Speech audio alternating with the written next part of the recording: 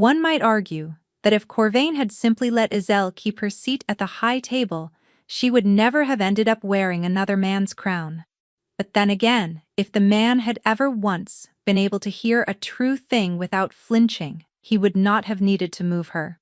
So really, when the scholars argue over which small hinge an entire age swung upon, the honest answer is a chair. His hall, his idea.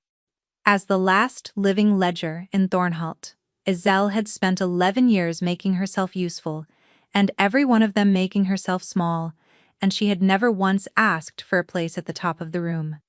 That was the part she could never afterward explain. She had not wanted the chair, she had simply been sitting in it on the night he decided she should not be. The great hall of Thornholt could seat 400, and on the night the Severance delegation came it seated 409, because Corvain had wanted the crowding to look like abundance. Somewhere behind the carved screens, a boy was playing a reed pipe, badly, and every soul in the room had agreed, without discussing it, to pretend that this was charming. Iselle sat third from the king. She had not eaten. She rarely did at these things, because eating dulled her, and the entire reason she was permitted in the room was that she was not dull. She sat, she breathed, she remembered. A ledger did not read documents. A ledger read people and rooms, and the long faint trails a life drags behind it, without meaning to. Every cent Iselle had taken in since the age of 4 was still inside her hole and filed and patient. She could stand in the ashes of a village and learn nothing about the names of the dead, and everything about the men who had come with torches, and 2 winters later know one of them in a market by the back of his neck. There had been 11 ledgers in Thornholt when Iselle was born. Now there was Iselle. For 11 years she had sat behind screens, while treaties were sworn and given the king a single nod, or a single shake of her head. She had never been paid a coin for any of it, because a ledger of Thornholt was held by the crown and did not require paying. In the way that a well does not require paying for its water, nobody in that hall had used her name. The court had found a name for her anyway. They called her the King's Nose, and they thought she could not hear them say it, which told her everything about what the court believed a ledger to be. 2 years ago, in a stairwell that smelled of wet stone and lamp oil, Corvain had stopped in the middle of a sentence and gone very still, and Iselle had felt the whole floor of her life tilt. The bond had come to her complete, without asking, the way weather comes. He had said nothing that night, and nothing in the 700 nights since, and so the court spoke of the matter as a thing not yet settled, and Iselle learned to keep the bond folded small, under her ribs, the way you carry something you have not been given permission to have. The wine came around a 3rd time. She caught it, as the steward's man leaned past her shoulder, and everything in her went cold. It was under the wine, and under the wool, and under the man's own ordinary sweat, faint as a thumbprint on glass, and she would have known it at the bottom of the sea. Black pitch resin, out of the marsh country, the kind that burns wet and clings to a roof beam for hours after the roof comes down. She had breathed a lungful of it 3 years ago at Hollowmere, filing away the smell of 42 people she would never be able to name, and the smell of the men who had done it. Severance raiders, the crown had said. Severance raiders had burned Hollowmere. And here was one of those men, in Thornholt livery, pouring wine for the Severance delegation. Iselle turned her head very slightly toward the king. "Majesty," she said low. "The man at your left shoulder, he was at Hollowmere." Corvain did not look at the man. He did not ask whether she was certain. In 11 years he had never once asked whether she was certain, and she had always taken that for trust, and she took it for trust for one more heartbeat. Then he said quietly, into his cup, "Who else can smell it?" The reed pipe went on behind the screens. Iselle sat perfectly still, with her hands in her lap, and felt something she had believed about her own life begin to come apart at a seam she had not known was there. "Nobody," she said. "There is nobody else." "Good," said Corvain. Down the table Lord Hesk had been drinking since the second course, and had reached the stage of the evening at which he required an audience. "Envoy," he said, and his voice carried the way a man's voice carries when he intends it to. "You have not been introduced to our great curiosity. We keep a ledger. Have you nothing like it in the south?" Lady Andreth of Severance lifted her eyes. She was a narrow, unhurried woman of about 60, who had spent the banquet saying almost nothing, and Azelle had noticed, missing almost nothing. "We have something like it," she said. "Then you will enjoy this." Hesk waved his cup. "Go on. Tell the table what I have eaten." "My lord, I would rather not." "She would rather not," Hesk told the room, delighted. "It is a parlor trick. Do the trick." She could have lied. She was extraordinarily good at it. But she had just been asked who else could smell the pitch, and she had answered honestly, and the honesty had not been used the way she had assumed her whole life it would be used, and something in her was still standing open from it.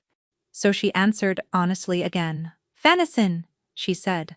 "The pale wine, not the red. 4 cups. You have not been in your own chambers since yesterday morning."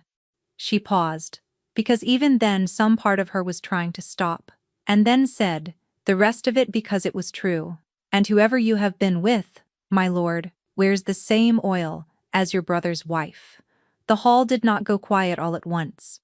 It went quiet in a spreading ring, the way water goes still, and by the time it reached the far end, even the boy behind the screens had stopped playing. Hesk's face had gone the color of a plum, and then Corvain laughed.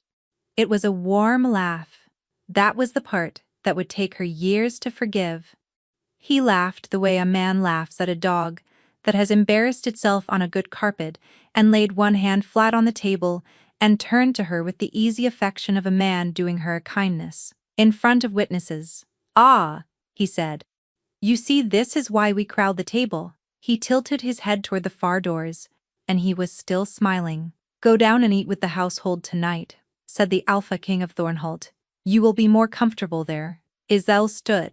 She was aware of her own hands, and of the length of the room, and of 408 faces watching her make the walk. She was aware that her chair was pulled out and left crooked, and that nobody moved to straighten it.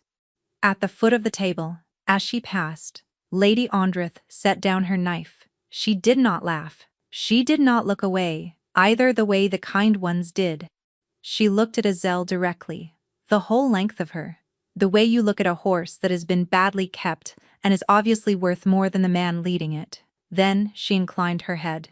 Not much, perhaps the width of a coin. But she did it in front of the entire hall, slowly enough that people saw. There were 61 steps down to the underhall, and Azelle counted every one, because counting was something to do with the part of her mind that would otherwise have been doing something worse. The air changed as she went. Up in the great hall it had been braziers and perfume and roasted fat. Down here it was yeast and onions and lye and wet ash, and, under all of it, people, 200 of them, living close, working hot, sleeping 4 to a room. She had been in the underhall perhaps a dozen times in her life, always on errands, always briefly. She had never once been sent to it. She stopped at the bottom with her hand on the newel post and made herself take stock, because taking stock was the only skill she had that was entirely her own. She had no coin, she had no family. She had a chamber upstairs with 3 dresses in it, a comb, and a wooden box holding every letter she had ever received, which was 4. She was, on the Crown's own accounting, held property, and if she walked out of the gate tonight, she would be brought back inside a week by men who would be perfectly polite about it. And she had a bond, folded small under her ribs, which had just been used to make a room laugh. The underhall doors were open. The noise came out to meet her, the enormous cheerful racket of 200 people eating at the end of a 15-hour day, and she stepped into the light of it, and the racket died. It died faster than the great hall had. Every head came up at once, because down here they had all heard already. Word runs downhill in a palace, and it runs fast. Iselle stood in the doorway in her good grey wool with her hands empty, and no idea at all what to do. A woman rose from the middle of the long table. She was past 50, built square, with forearms like a cooper's and flower to the elbow, and she had the unhurried authority of a person who has run something difficult for a very long time. Iselle knew her by scent before sight. Beatrice, kitchen matron, 29 years in the keep, yeast and rosemary and, faintly and permanently, burned salve. Beatrice looked at her for a moment. Then she reached down the table, took a bowl, and filled it. "Sit down," she said. "You are letting the heat out." Somebody moved along the bench. Iselle sat. The bowl came in front of her, barley and mutton, and a great deal of pepper, and a spoon after it, and a heel of bread after that. All of it, without ceremony and without one person asking her one question, and the noise of the hall came back up around her in pieces, and then all at once. Iselle looked down at the bowl. She could not have said afterward why that was the thing that nearly broke her. She had eaten in that keep for 11 years. But she had been fed the way a well is dredged, because the crown had an interest in her working order, and there is a difference between being maintained and being given supper, and she had not known there was a difference until a woman with flour on her arms put a bowl in front of her and told her she was letting the heat out. She ate all of it. She had not been hungry in 11 years. She was halfway down the bread, when the door at the top of the stair banged and a boy came down it, 3 at a time. 15 or so, all knees, with the red ears of somebody who has run a long way carrying something he should not be carrying. Pharaoh runs plates to the high table, soap and horses and the smoke of the great hall. "Beatrice," he said, and then he saw Iselle and stopped dead. "Out with it," said Beatrice. Pharaoh looked at the floor. The severance envoy asked him. "Straight out." In front of the table, she asked whether the ledger was the king's promised mate. The hall had gone quiet again. Iselle set the bread down very carefully, as though it were made of something breakable. "And he said," Pharaoh went on miserably, "he said the matter of a mate had never been settled. He said the crown of Thornholt remains unpromised. He said it twice, so she would have it plain. Nobody in the underhall said anything, at all." Iselle discovered that she was still holding the spoon, and put it down, and folded her hands in her lap, which was where she had been taught to put them when there was nothing to be done with them. 2 years. 700 nights. Undone, in a sentence and a half, spoken to a foreign woman, while the person it belonged to was 2 floors down eating barley. "Right," said Beatrice to the room, in the voice of a woman closing a door. "It is late, and we are up at 4. Move." The benches began to scrape. And then the doors at the top of the stair opened a second time, and everybody turned, and Greenock the steward came down, with his chain of office on and a lamp in his hand, and he did not look at anyone except Iselle. "You are not to go back up," he said. "Your chamber is being cleared tonight." They gave her a bed in the 3rd room along the west passage, between a scullery maid called Pia and a woman who mended sacks and did not speak, and Iselle lay in it with her eyes open until the bells rang 4. She kept trying to picture it. Men she knew, by scent, going through her 3 dresses, her comb, the wooden box with the 4 letters in it, 2 from a bone setter who had set her arm the year she was 12, 1 from a ledger in Codreth who had died before she could answer it, and 1 from her mother, which she could not read because her mother had not been able to write and had paid somebody to make the marks. That box was the entire physical evidence that Iselle had ever existed, as a person rather than as a function. She got up at 4 with everybody else. The underhall, at that hour, was a different country. No talk, just 50 people moving in the dark with the terrible competence of long habit and the gray silence of a building that will demand breakfast for 403 hours and does not care how anybody feels about it. Beatrice put a knife in Iselle's hand and a mountain of onions in front of her and said nothing whatsoever about the previous evening. Iselle worked, and it was the first hour in 11 years in which nobody had required her to be extraordinary. Down the table Beatrice made a noise. "Ask her what a ledger fetches in severance," she said to Pia, who was 19 and had no capacity for silence. "What does a ledger fetch in severance?" Pia said obediently. "I do not know," said Iselle. "No," Beatrice agreed. "You do not. That is the whole of the trick, girl. 11 years, and never the one number that mattered." She set the cleaver down. In severance, a ledger sits at the king's right hand and is called witness, and no treaty in the South is worth the hide it is written on, unless one of them is stood up and said out loud that it is true. In the free ports they would empty a treasury for you, and think they had it cheap. Iselle had stopped cutting.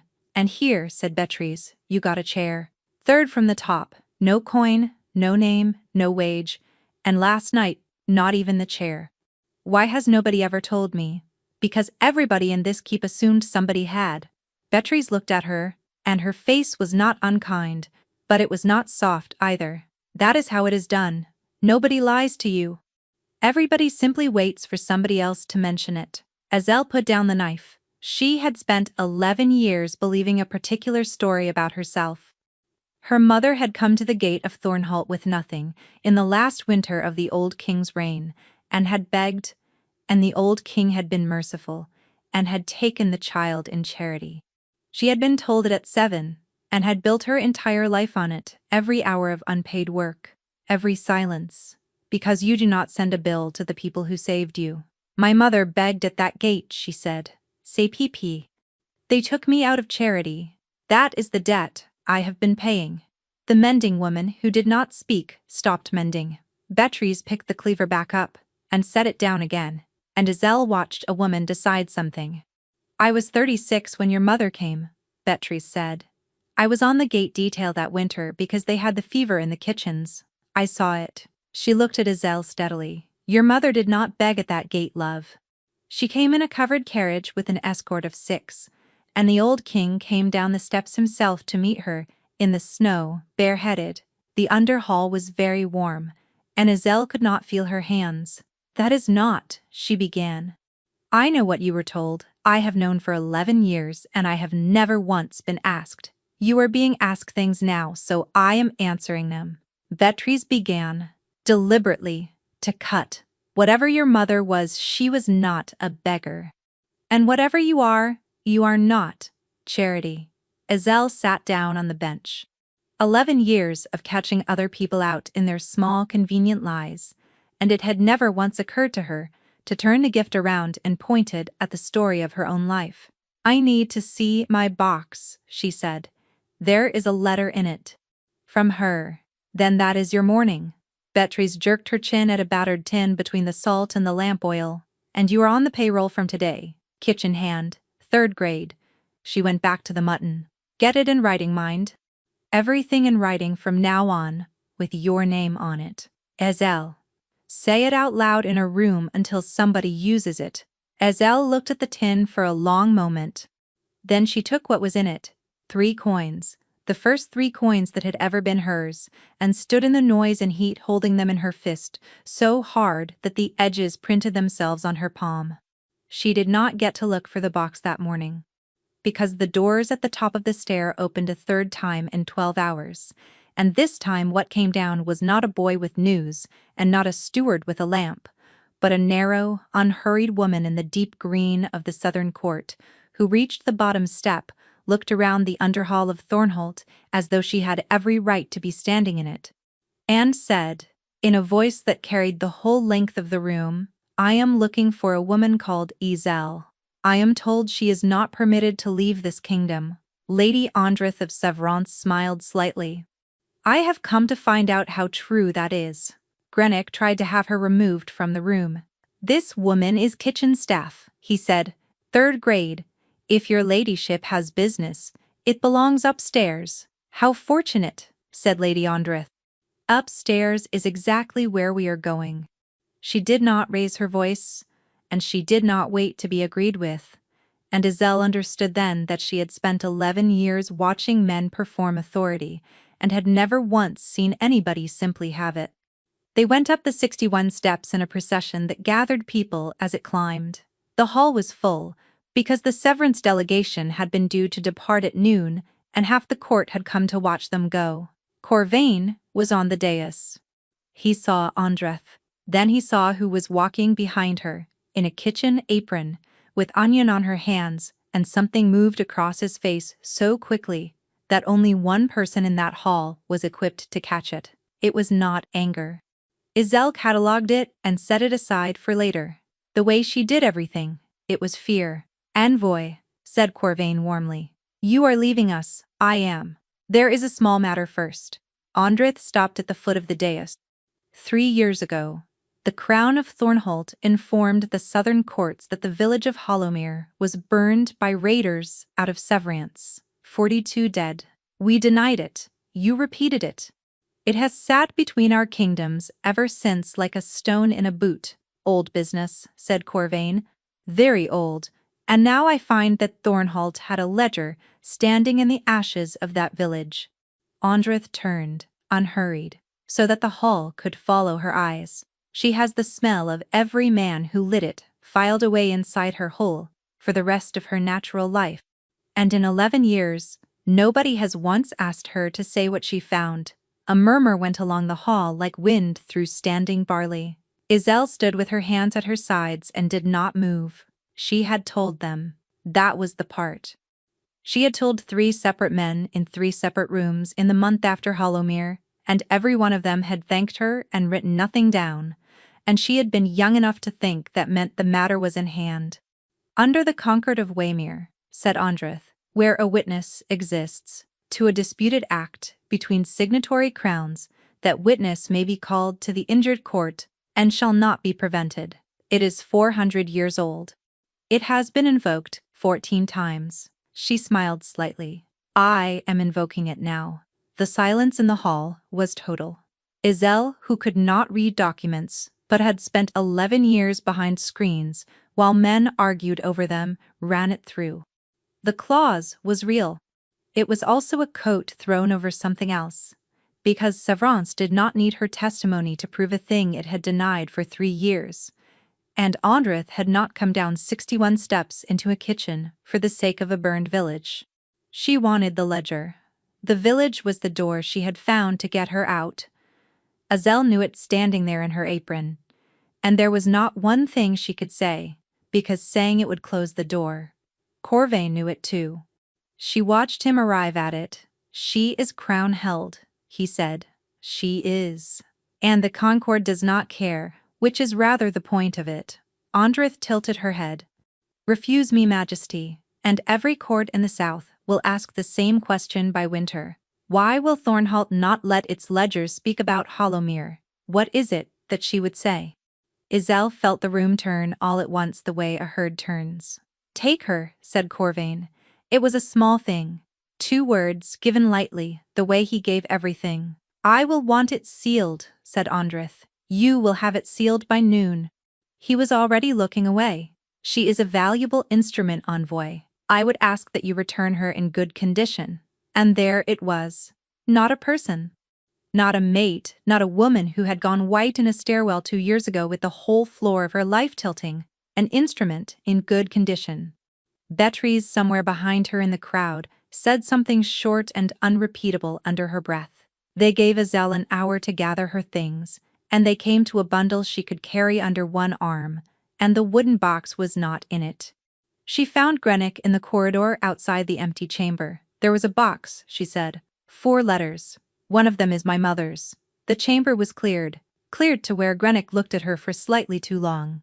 She knew the small, sour turn that came into people when they were about to say a true thing that was not the whole thing. It went up, he said, not to storage. Up. There was only one thing above the steward's floor, in Thornholt. She was still standing there working out what that meant when Corvain came round the corner alone. He stopped. For a moment neither of them said anything at all, and Iselle felt the bond move under her ribs like a dog hearing a footstep it knows, and hated it. This is not permanent, he said quietly. You understand that. She will parade you at one hearing and grow bored, and I will have you back before the spring. Will you, Iselle? He said her name. In 11 years in that keep, he had used it perhaps a dozen times, and every one of them had been like this low, private, when nobody else could hear. Do not do anything clever down there. She looked at him. Where's my mother's letter, she said. And the Alpha King of Thornholt, who had never once in 11 years asked her whether she was certain, turned around and walked away without answering. The seat of Severance was called Imarath, and it took 9 days to reach, and Iselle spent most of them being quietly, comprehensively unnerved. It began with the carriage. She had assumed she would ride with the baggage. Andreth had looked at her as though she had suggested sleeping in the road. Then it was the food which came at fixed hours, whether or not she had earned it. Then it was the escort calling her by a title, witness, from the first morning, before she had done anything to deserve it. Then it was the last day, when they came down out of the pass and she saw Imarith below them, white and low along a river, with a building at its heart that was not the palace. What is that one? She said. The witness house, said Andreth. For how many? For none at present. It has stood empty for 23 years. Andreth did not look at her. The roof is kept in repair. The fires are lit twice a year. It is, I would say, the single most expensive gesture this kingdom makes. And we make it every winter, for nobody at all. Iselle turned her face to the window and did not trust herself to speak. King Aurec of Severance received her in a council room rather than a throne room, which she noted, and standing rather than seated, which she noted more. He was younger than she had expected and considerably larger, dark and heavy through the shoulders, with a badly set break in his nose, and the flat, unhurried stillness of a man who has never in his life needed to fill a silence. He did not smile when she came in. He did not smile at all. In fact, for the entire first week she knew him. You are the ledger. I am. Andreth says Thornholt paid you nothing for 11 years. That is correct. Then Thornholt is run by fools, and I have spent 3 years afraid of it. He turned to the table. Sit, we will begin. And that, Iselle discovered, was the whole of the ceremony. What followed was 6 days of the most exhausting work of her life. They wanted Hollowmere. They wanted every cent she had filed there, drawn out one at a time, described, matched against the men Severance had questioned and released. They gave her a scribe. They gave her a second scribe, when the first could not keep pace. Chancellor Rune, a small pale man with ink to the knuckle, asked her the same question 7 different ways across 2 days, and wrote the answer down each time. And when she asked why, he said that a witness who says the same thing 7 times is worth a great deal more than one who says it once. Nobody had ever written down a word, she said. On the 7th day, they brought in the delegation from the river cities, and Auric put her behind a screen, and it was so exactly the shape of her old life that she felt something in her go cold and small and ready to be used. She listened for 2 hours. Then the delegation withdrew, and Auric came around the screen.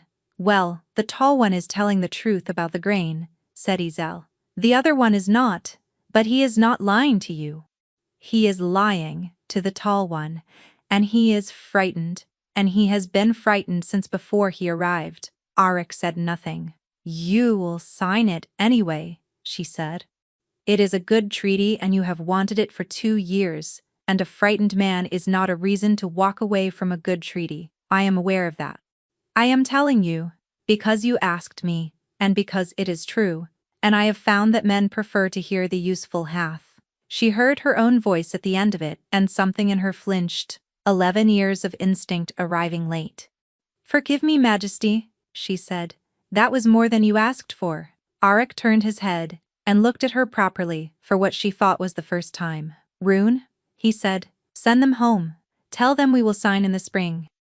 The Chancellor's pen stopped. Majesty, we have wanted this for 2 years. We have wanted it for 2 years because we thought the river cities were solvent. Auric was still looking at Iselle. A frightened man on the other side of a table is a hole in the floor. We will find out what is under it before we stand on it. He nodded to her. Once, shortly. Thank you, witness. Iselle stood there with her hands at her sides.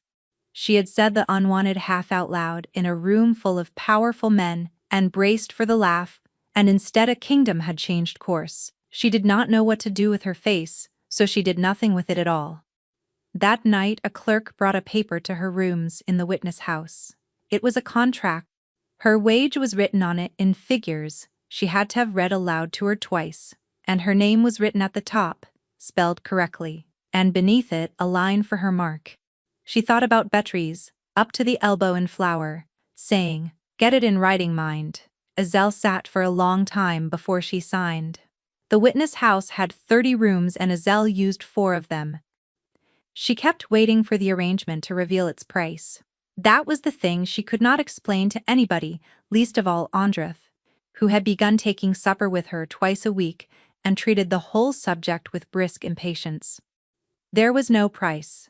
There was a wage, and a house, and a title people used to her face, and a king who sent for her when he needed her, and did not send for her when he did not. It was the last part that undid her most.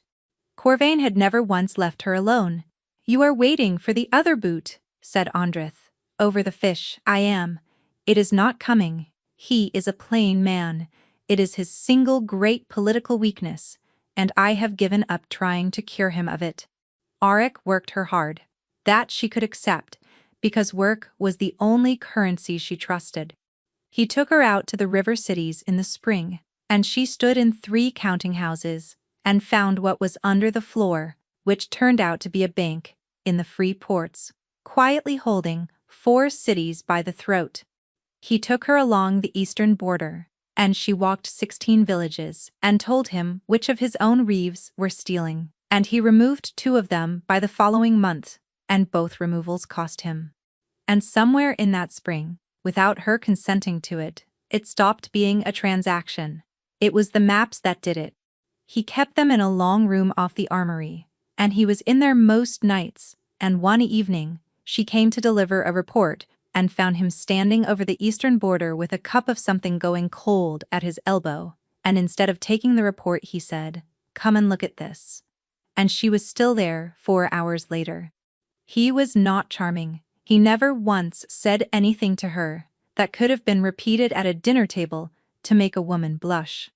What he did instead was ask her a question and then be quiet, for as long as it took her to answer it, which she found, to her considerable annoyance, she could not defend against at all. "Tell me about the pitch," he said one night. So she told him. Black marsh resin, out of the wet country north of Thornholt, on a man in Thornholt livery, pouring wine at his own king's table. 42 people. And a king who had not asked whether she was certain, because he had not needed to, because the only thing he had wanted to know was how many noses in the kingdom could smell it. Auric listened to the whole of it, without moving. "You understand what you are saying," he said at the end. "I have understood it since the night he said it. I have had 9 days in a carriage, and a spring to sit with it." Her voice was steadier than she expected. "Thornholt burned Hollowmere. Thornholt blamed you, and your 2 kingdoms have been sharpening knives at each other for 3 years, over a thing my own king did to his own people. Why? I do not know why. That is the peace I do not have." "Then we will get it," said Auric, and went back to the map. And the extraordinary thing, the thing Azelle turned over for weeks afterward, was that he had not asked her whether she was certain, either. But he had not asked because he believed her. She noticed, in a way she resented, the shape of his forearms when he leaned on the table. She noticed that he had a bad knee from something he did not discuss, and that he stood on it anyway for hours. She noticed that he laughed rarely and badly, a short, surprised sound, as though laughing were a thing he had learned late and never got smooth. She noticed all of it, and told herself firmly that she was simply doing what she had been built to do. In the last week of spring, he came to the witness house himself, which he had never done, and stood in the doorway of the empty hall, like a man who had walked into the wrong building. "It is too big," he said. "It is. It was built for 11 of you. It was never meant to hold 1 woman and a cat. There is no cat." "There will be," said Auric. There is always a cat. He looked around the great cold room. I came to tell you that the seal came back from Thornholt. The Concord hearing is set for midsummer. After it, by the letter of the thing, you are theirs again. Iselle had known that. She had known it every day since the carriage. I am aware, she said. I have been trying for 4 months to find a lawful way to keep you. He said it exactly as he said everything, flat, without arrangement. I have not found one yet. I am telling you so that you are not lied to. I would rather you be frightened and informed than comfortable and managed. And Iselle, standing in a house built for 11 people who no longer existed, discovered that she was smiling, and that it hurt, and that she did not want to stop. Majesty, she said, that is the single least reassuring speech I have ever been given. Yes, he considered this. I am told I should have somebody write them for me. You should not, said Iselle. Not ever. And the King of Severance looked at her for a moment in the doorway of the cold, empty hall, and made that short, surprised sound that he was so bad at, and went away down the steps into the dark. The first thing Iselle noticed on the morning of the 4th of 5th month was that the witness house smelled of almost nothing at all. She stopped 3 steps inside her own door, with her hand still on the latch. There should have been beeswax from the stair rail, and cold ash from the grate, and the tallow the night maid used, and the river coming through the eastern shutters, and there was all of it, and it was thin. It was the smell of a house heard through a wall. She took a second breath and it was thinner, still under it, so faint she nearly walked through it, was a sweetness like burnt sugar, left too long in the pan. Iselle went out of that house so fast, she took the doorframe with her shoulder. She got as far as the courtyard and put her back against the well, and stood there in the early sun-breathing river air in great whooping lungfuls, like a woman brought up off the bottom of a lake, until the world came back to her one layer at a time. Wet stone horses, bred somewhere, the dusty green of the limes along the wall. It came back, all of it came back. She sat down on the lip of the well and shook for a while. Scentbane did not kill. It was made in the far south out of a marsh flower and a great deal of patience, and burned slowly in a closed room, and it took perhaps 9 hours to take a wolf's nose away and never give it back. It had been outlawed in every kingdom of the South for 100 years, which told anybody interested exactly how well outlawing a thing works. Somebody had put it in her grate before dawn and lit it and closed her door. 9 hours. She had come back after 7. They found the maid who had laid the fire, and she had laid it the way she laid it every day, and she wept, and she was telling the truth, and Iselle said so, and would not let them take her. Auric came at noon. He walked the ground floor of the witness house with a cloth over his face, and came out and stood in the courtyard with his fists at his sides, and Iselle watched him and understood, with the cold clarity that she had never in her life been able to switch off, that he was not surprised. You knew, she said. He did not insult her by asking what she meant. There have been 3 others, said Auric. The carriage on the pass road, which we called a wheel. The horse in 3rd month. A man in the river cities, with a knife, who never got within 2 streets of you. He said it flatly, the way he said everything. This is the 4th. The courtyard was very bright and very still. 4 times? Said Iselle. 4 times somebody has tried to take me out of the world, and you have known about every one of them, and I am hearing it now, standing here, because I happened to come home early. Yes. Why? Because the first one looked like an accident, and the second one looked like a horse. Because after the 3rd I put 6 people on you who you have never once noticed, and I would rather have had them on you invisibly than have you living the way you are standing right now. He met her eyes. And because if I had told you in 3rd month, you would have gone back to Thornholt to end it. You would have walked north on your own feet to keep it off my kingdom. Do not tell me you would not. I have watched you do smaller versions of it every week since you arrived. She opened her mouth. She found she had nothing to put in it, because he was right, and being right was not the point, and she could not for the life of her work out how to say both of those things at once. I have spent 11 years, she said slowly, being managed by a man who was very warm about it. That landed, she watched it land. Something went across his face that she had not seen before and could not name. Yes, said Auric. That is fair. He turned and looked at the witness house. Its shutters open now, its fires drowned. 23 years of empty rooms airing out into a bright afternoon. They are not trying to kill you, he said. That is the thing I have been sitting with. 3 of the 4 would have killed you.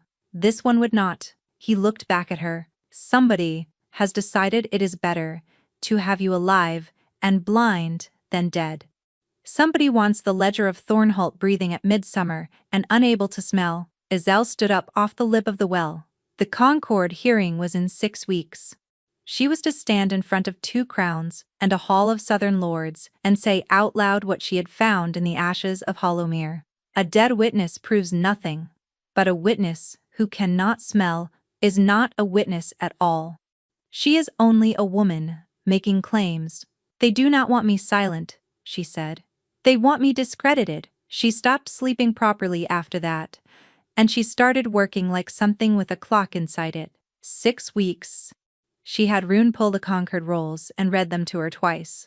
She had the 6 invisible guards made visible, because she could not bear them otherwise, and learned their names and their scents, and made them eat in front of her.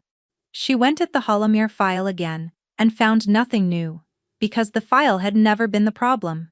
The problem was that everything she knew lived inside her head, and could be taken out of it with a marsh flower and a closed room.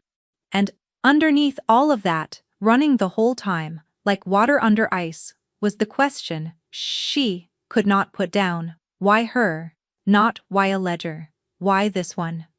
Severance had gone to the trouble of digging out a 400-year-old clause and sending its sharpest woman 9 days north into a kingdom that hated it, to collect a kitchen hand in an apron over a village that had been ash for 3 years.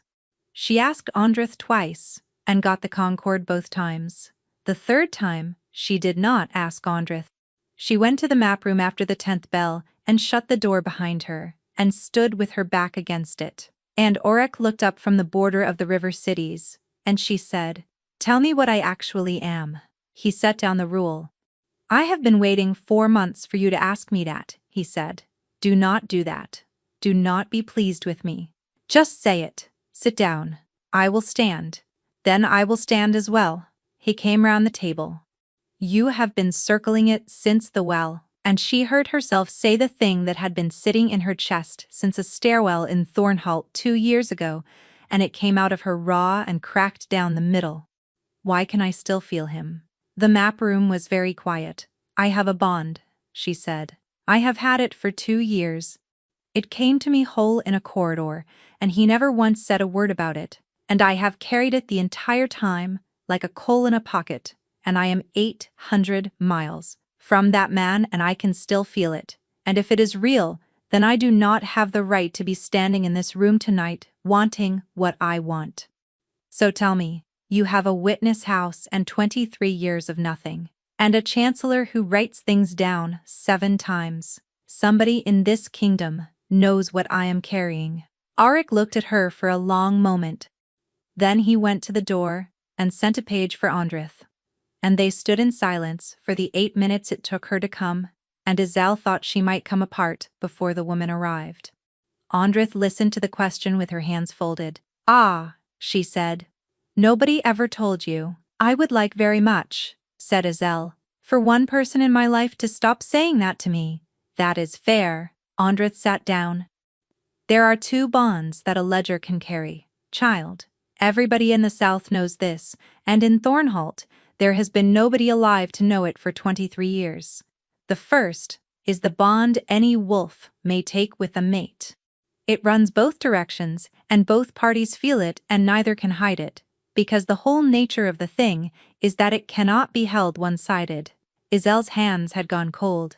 "And the second," she said, "the second is the fealty bond. A ledger is not built like other wolves.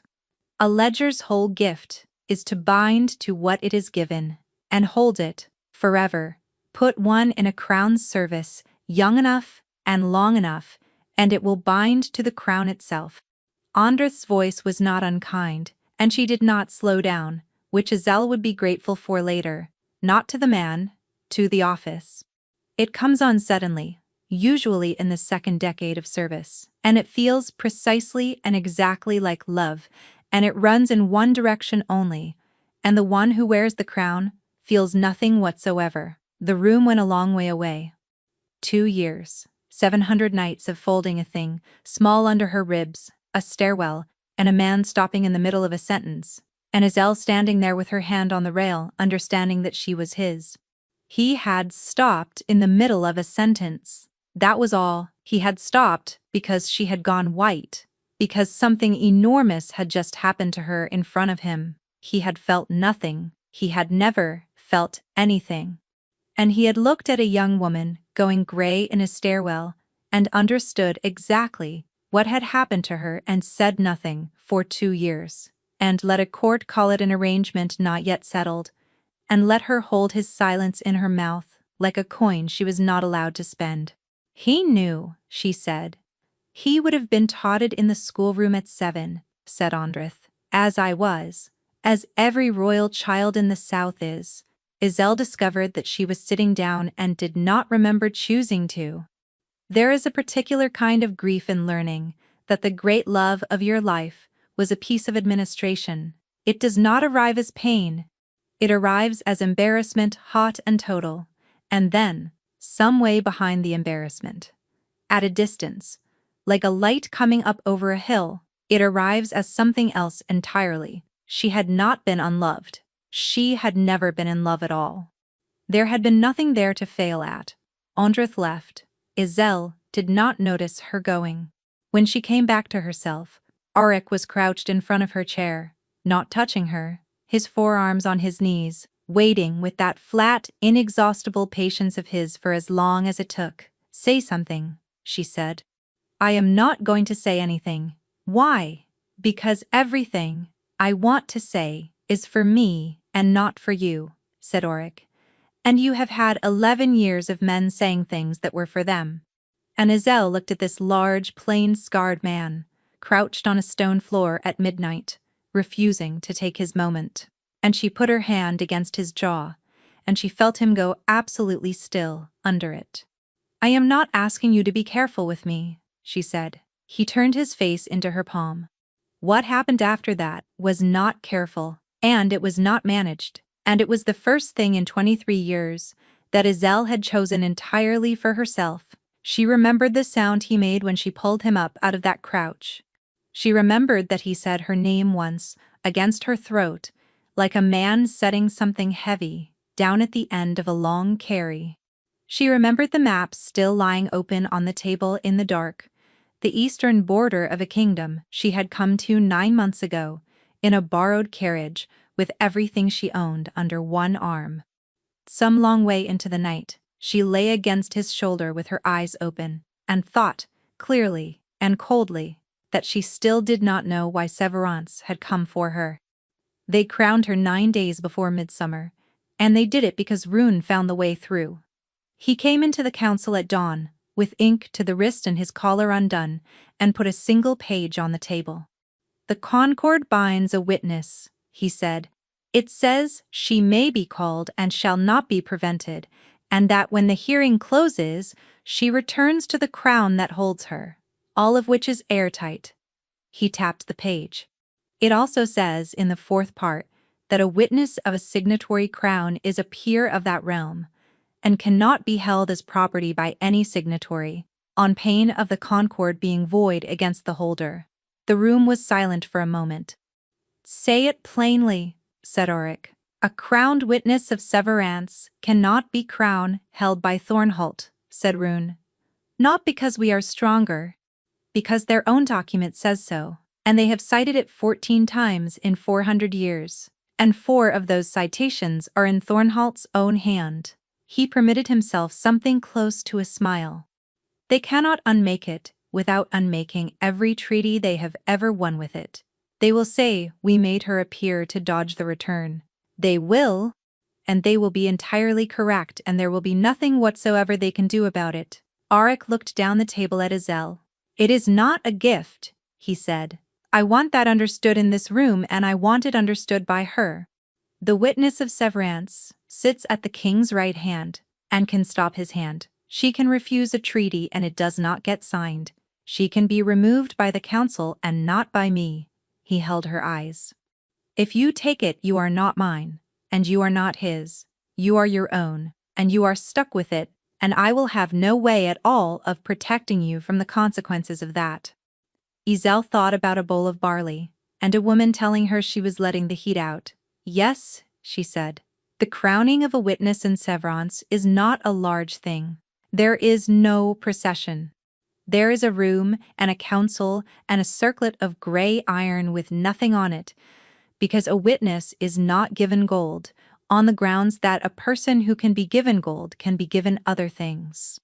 They put it on her at noon in the long hall of Imarath, and every person in that room said the same 9 words out loud, and the words were, 'We will hear her, and we will write it down.'" Izel stood there with a cold band of iron on her head, and her hand shaking at her sides, and thought about 11 years of nobody using her name. The Concord hearing opened at midsummer in that same hall. Thornholt came in at the eastern door at the 9th bell, 40 of them, in the black and rust of the northern court, and at the head of them, unhurried, easy, smiling at the room the way he smiled at every room, came Corvain. He was looking for her. She watched him do it. He came down the length of that hall, scanning the benches where a witness would sit, the low benches, the ones by the door, the ones near the clerks. And then Chancellor Roon said, "The witness of severance," and every person in the hall stood up, including the king of severance. And Izel came in from the northern door and walked to the seat at Auric's right hand and turned to face the room in gray iron. Corvain stopped in the middle of the floor. Izel would have that for the rest of her life. She had not wanted it, she had not asked for it, and she would be ashamed later of exactly how much of it she took. But she had it. The Alpha King of Thornholt, standing still in a foreign hall, with 400 people watching him work it out. He looked at the circlet, he looked at the chair. He looked at her face and found nothing in it at all. Because she had spent 11 years learning how to keep a face in front of him. Then, because he was who he was, he smiled and bowed. "Witness," he said. "Majesty," said Izel. The hearing ran 4 hours. She gave them Holomere. She gave it flat and slow and in order. 42 dead, the pitch resin, the marsh country north of Thornholt where that resin comes from, and the fact that it comes from nowhere else. She did not accuse. Roon had told her twice not to accuse, that a witness who accuses becomes a party, and a party can be argued with.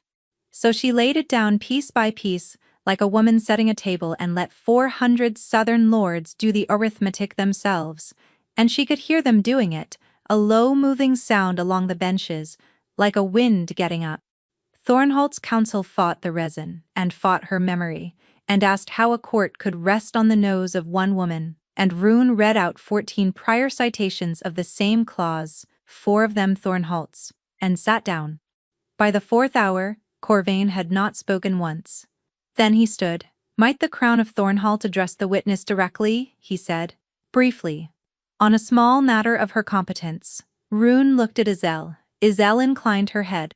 Corvain came out onto the floor of the hall, with his hands empty. He did not look at the benches.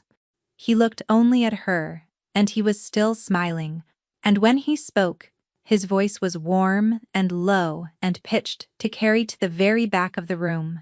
"You have told this hearing a great deal about your memory," he said. "I would like to ask you about one small thing you have never, in your life, been able to remember." He put out his hand behind him, without turning round.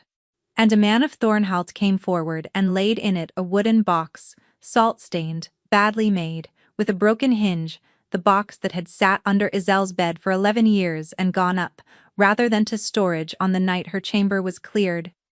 "Do you know your mother's name?" said Corvain gently. "Because I do." Roon was on his feet shouting about relevance, and the hall had come up in a roar, and Auric had gone very still beside her, and Izel heard all of it from a long way off. because she was looking at the broken hinge on that box and she was 7 years old. "Sit down, Chancellor," she said. "Witness, sit down." The hall came down slowly, in pieces. Corvain stood on the floor, with the box in his 2 hands, and waited for it generously, like a man giving a friend time. "Say it then," said Azel. "Her name was Ylvain Senmero," said Corvain, "and she was the witness of severance." The sound that went through that hall was not a roar, it was worse. It was 400 people saying nothing whatsoever, all at once. "She was crowned in this room," said Corvain, turning now, opening it out to the benches, unhurried, warm, absolutely in command of the floor. "Some of the older lords here will remember it. She served 23 years ago, and then she left this kingdom in the winter and came north to Thornholt. And my father came down the steps in the snow to meet her, and she never went back." He turned to Azel. "You were born in Thornholt 7 months later. My father raised you.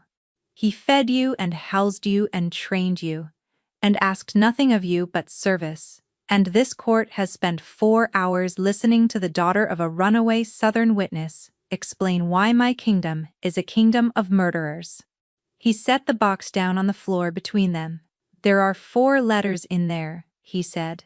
"One is hers. It is the only thing she ever wrote you, and it took her a month of paying a man to make the marks.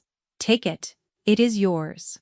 "I have never opened it." That last part was a lie. Azel knew it standing there. She could smell his hands on the folded paper inside and the oil of his desk, and 11 years of the top floor of Thornholt. But it did not matter, because she had stopped being able to hold the important thing, which was that a hall full of southern lords had just been told her mother had run, and every single one of them was now doing the same arithmetic they had done with the pitch, and coming out somewhere else entirely. And there was one other thing. Azel turned her head and looked at Andrith of Severance, Andrith, who had come 9 days north in the autumn. Andrith, who had walked down 61 steps into a kitchen without hesitating, and looked around an underhall as though she had every right to stand in it, and asked for a woman called Azel by name. Andrith did not look away, and Andrith did not look surprised. The hearing was adjourned to the following morning. Azel did not hear it adjourned. She was in the antechamber behind the dais, with the door shut, and the box under her arm before the hall had finished emptying, and Auric came through that door, about 90 seconds later. "You knew," she said. "Yes? Do not do that. Do not just say yes and stand there and be honest at me. How long?" "Since the 2nd month," said Auric. "Andrith has known for 23 years. She was your mother's clerk. She was in this room the day they crowned her." Azel put the box down on the table very carefully, because her alternative was to throw it. "Why did she come for me?" "Because she has been looking for you since the winter your mother left. When the Hollomere report crossed her desk 3 years ago and said, 'Thornholt has a ledger,' she knew whose ledger it was, and she spent 3 years finding a lawful door. He did not move from where he stood. She did not come for the village. She came for Ylvain's daughter, and she would have come if you had been useless, and she has told me so herself, and you let me believe I was chosen for my nose. You were chosen for your nose. Both things are true. Do not," her voice came up out of her and she did not recognize it, "do not do the thing where you are reasonable. You had 4 months. You had a map room at 11 at night, and a woman coming apart in a chair in front of you, and you crouched down on the floor and told me you would not say anything, because everything you wanted to say was for you, and not for me, and all the while you were sitting on the only fact in the world I have ever actually needed." "Yes," said Auric. "Why?" And he said, "Because I wanted 3 more months." The room was very quiet. "You would have gone," he said. "You would have taken it away somewhere on your own, and turned it over for a year, the way you did with the pitch, and I did not want to lose the only stretch of my life in which somebody has ever asked me a question, and then waited for the answer." His hands were open at his sides. "It was not a plan. I want to be clear that it was not a plan, because a plan would be better. It was a man deciding, every morning, Not today. I do not have a defense for it, and I am not going to build one in front of you. Now Azelle stood with her hand flat on the lid of a badly made box. Here was the thing: she would not be able to explain to Pia, or to Beatrice, or to anybody who had not lived it. It was not the lie that took the floor out from under her. It was that she had spent an entire life being handled by people with excellent reasons, and she had walked 800 miles and stood up in iron in front of 400 lords, and she had arrived, in the end, in exactly the same room. Warmly or plainly, it made no difference at all to the shape of the room. They are going to say she ran because she was disgraced, she said tomorrow. That is what they will say, and half that hall will believe it. And every word I said about Hollowmere goes down with her. Yes, then get out. She did not shout it. She had no shouting left. You have had 4 months. Give me 1 night. And Arik, who had never in his life been able to make a graceful exit, stood there for 3 full seconds, looking as though he had been struck, and then bowed to her badly and left. Azelle sat down on the floor of the antechamber, with her back against the table leg, and opened the box. Corvain came to her at the second bell after midnight, alone, in the cloister below the witness house, which told her he had known exactly where she would be, and had known it for some time. I have thought about you every day for 9 months, he said. I imagine you have. That is not what I meant. It is precisely what you meant. Azelle did not get up off the cloister wall. You came 800 miles with a box under your arm. Say the rest of it. It is late. He laughed. He had a beautiful laugh, and he had always known it. Come home, he said. To what? To everything. He came and stood in front of her in the dark. You have seen what you are worth. Now. Good. I would rather you knew. Come north, and I will crown you the hour. We cross the gate, and I will marry you, inside the month, publicly, and every mouth in that court that ever called you the king's nose will be saying Majesty by autumn. He paused. And I will give you your mother, where she is buried, what she was running from, why my father came down those steps in the snow. All of it in your hand the day we crossed the gate. Azelle looked at the man she had carried under her ribs for 2 years. And tomorrow, she said, in the hall. What do I do tomorrow? Tomorrow you go in, and you tell them your memory is not what it was. He said it gently. You are young, you were 19 at Hollowmere. You were frightened, and the resin is a small detail, and you may have it confused. That is all. Nobody is asking you to lie about the dead, only about your own certainty. And then the whole thing goes quiet, and you come home, and it is finished. There it was. She had wondered for 9 months what she was worth. And here at last was the number, spoken out loud in a cloister at 2 in the morning, by a man who was so entirely certain of the arithmetic that he had not even bothered to bring anybody with him. Yes, said Azelle. All right. Corvain stood very still. You agree. You have my mother. You have the only thing in the world I have never been able to buy. And you have known that since I was 7 years old, because your father knew it. She stood up off the wall. Do not look so surprised, Majesty. You have simply found the price. Everybody has one.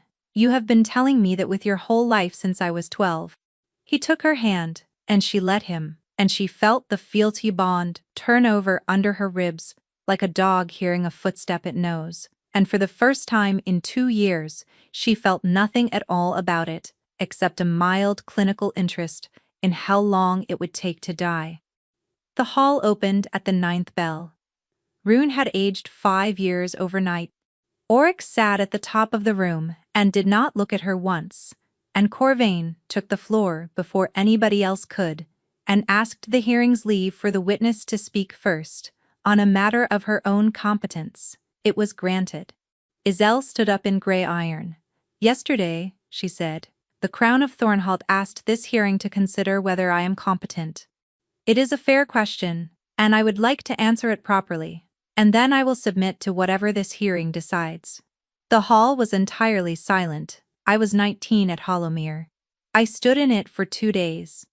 I took in 42 people I will carry until I die, and I took in 9 men who were not from that village, and I have been asked whether I might have the resin confused. She turned, slowly, and faced the eastern benches.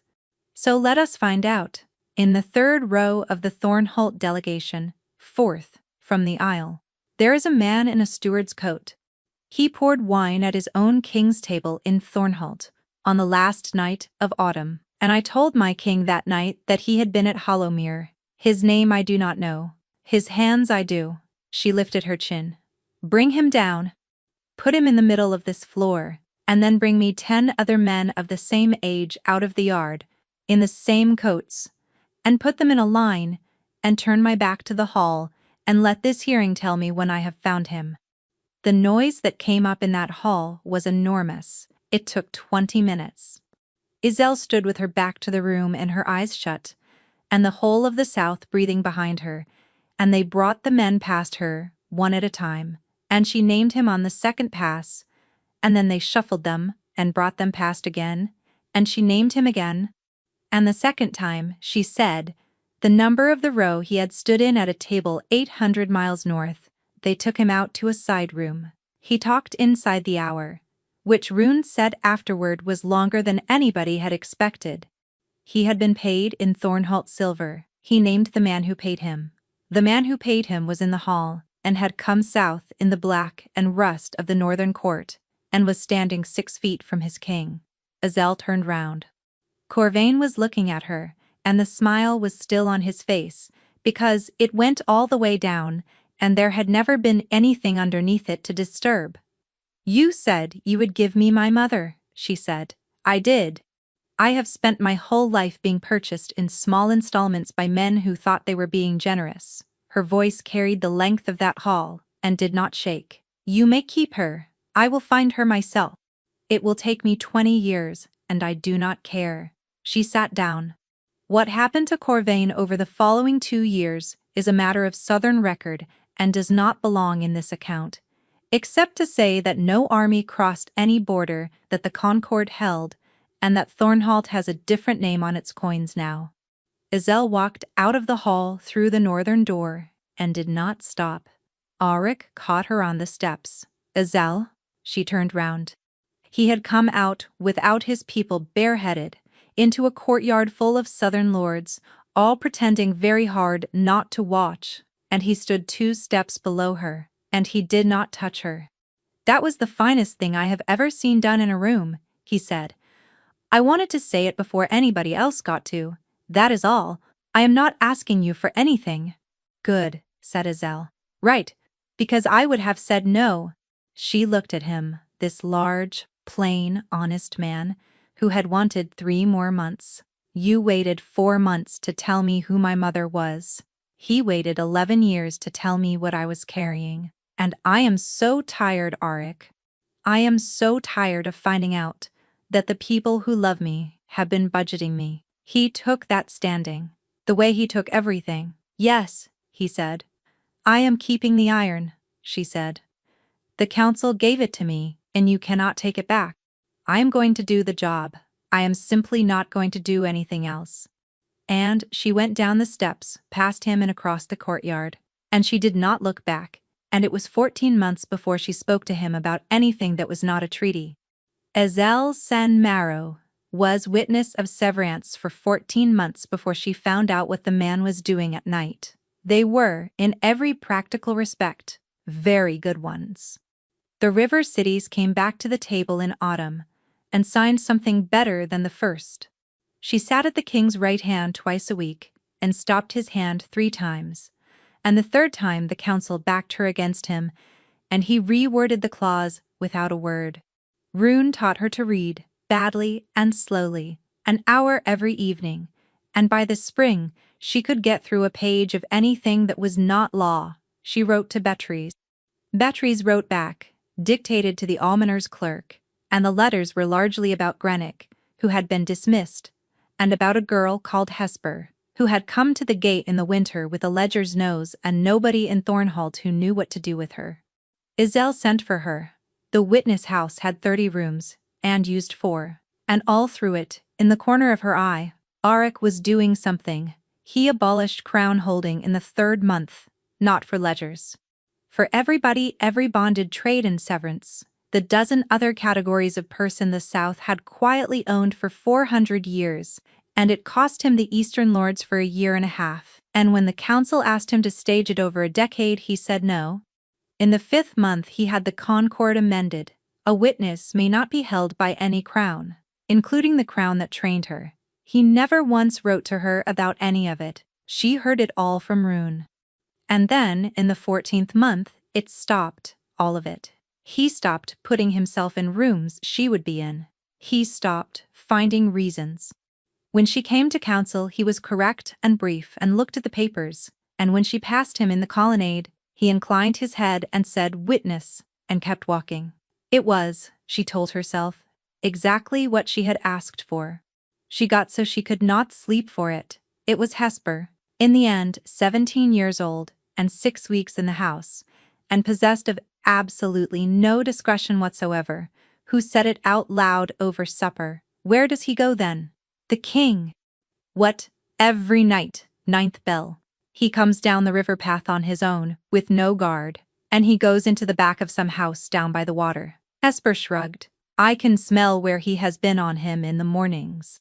Onions and lye and about 400 people. I assumed you knew. Iselle put down her spoon. She walked down the river path at the 9th bell the following night, with her hood up and her heart going like a hammer, and the house at the end of it was not a house. It was the kitchen block of the old hospital, which fed 200 every evening off the almshouse endowment, and she stood in the dark yard with the noise and the light coming out of the open door, and made herself go up the steps. It was a servants' hall, low ceiling, long tables, terrible benches, and about 90 people eating at the end of a 15-hour day, and the racket of it hit her like warm water. The King of Severance was at the 3rd table down with his sleeves rolled up, eating barley out of a tin bowl, listening to something a very old woman on his left was telling him at great length and with considerable indignation. Nobody was making anything of it. That was what undid her. Iselle stood in the doorway with her hood up and could not move. Somebody saw her. Somebody always does. A boy of about 9 went along the bench and said something, and Auric looked up. He came to the door. He did not smile, because he almost never did, but his face did something that she had learned to read a long time ago in a map room. You have not eaten, he said. How do you do that? You are not the one with the nose. You have not eaten at the 9th bell in the entire time I have known you. He stood aside from the door. Come in. You are letting the heat out. Iselle made a sound that was not quite a laugh, and not quite the other thing. They sat at the end of the 3rd table. Somebody put a bowl in front of her without asking, and a heel of bread after it, and the noise came back up around them in pieces, and then all at once, and for a while, neither of them said anything at all. 14 months, she said eventually. About that. Why here? Auric turned the tin bowl a quarter turn on the table, which she had learned meant he was going to say a true thing and did not enjoy it. Because I could not work out what he had actually done to you, he said. I understood the 11 years, and the wage, and the box. I did not understand the stare. You told me once about counting the steps, 61 of them, and I could not get at it, so I came down here in the spring to sit in one and find out. He looked around the low, bright room. And then I kept coming, because it turns out this is the best hour of my day, and I am not a complicated man, Auric. And because you told me you were tired of being budgeted, he said, and I had 4 months of not today to answer for, and I could not think of a single thing to say to you. That would not be another installment. So I decided to stop saying things and go and be a person who does the thing instead. And if it took a year or 10 years, then it did. Iselle looked at her hands on the table. You abolished crown holding. That was not for you. That is the one thing I will not have you thinking. It was for 40,000 people, and I should have done it in my first year. He turned the bowl again. The Concord Amendment was for you. I will admit to the Concord Amendment. You never told me. No. Why not? Because a man who tells you what he has done for you is asking for something, said Oric.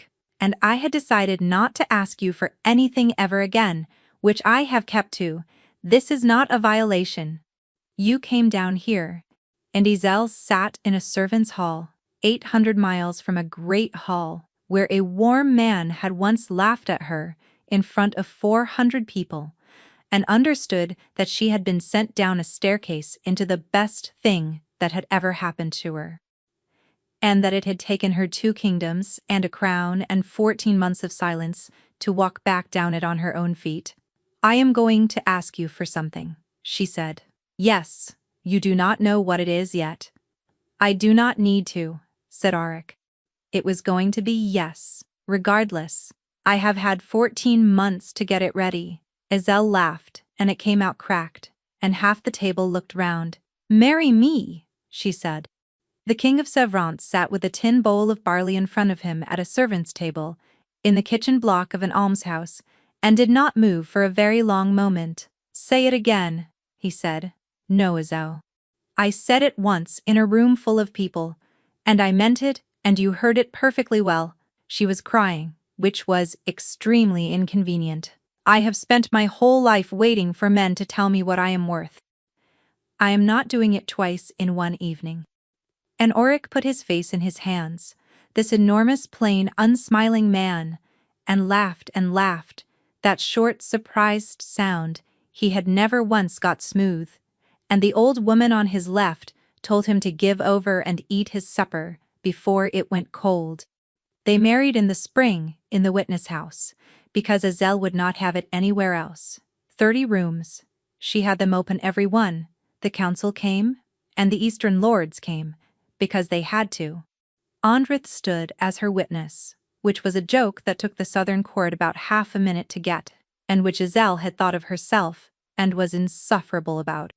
And at the top of the long table, in the place that goes to the family of the bride, sat 200 people out of the kitchen block by the river, and Hesper, and Pia, who had come south on a cart, and cried the entire way, and Beatrice of Thornholt, who was 59 years old, and had never in her life been further from her own kitchen than the market, and who sat at a king's right hand in a borrowed green dress, and told him, at length, exactly what was wrong with his fish.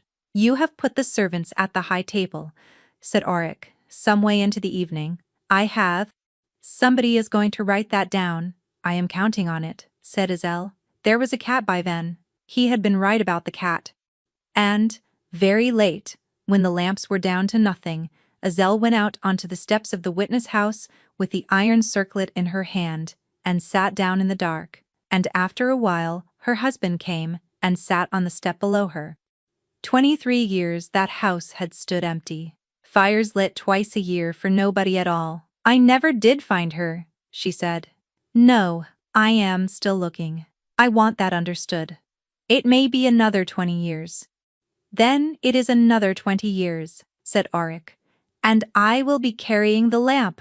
Isel turned the circlet over in her hands. Grey iron. No gold on it, because a person who can be given gold can be given other things. Then she put it back on, and went inside, where the noise was.